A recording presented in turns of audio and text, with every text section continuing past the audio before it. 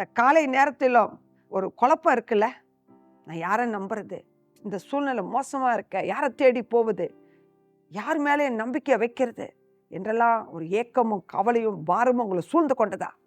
யாரெல்லாம் நம்பி ஒரு ஏமாந்து போயிட்டீங்களா? இனி நான் என்ன செய்வது என்று தெரியாத ஒரு திகைப்போடு இருக்கீங்களா?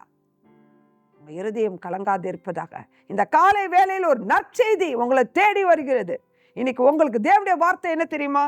சங்கீதம் 11:1 நான் கர்த்தரை நம்பி இருக்கிறேன் என்று சொல்லி தாவீது சொல்வது போல இன்னைக்கு சொல்லுங்க.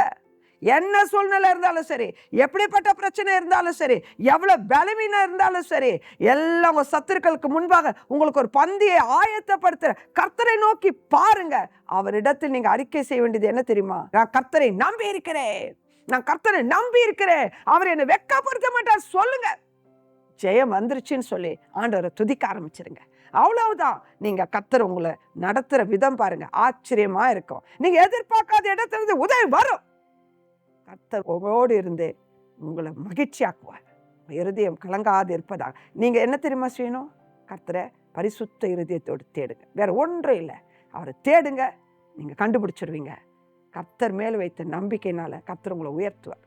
கர்த்தருடைய கிருபை உங்க மேல இருப்பதாக. ஆமென்.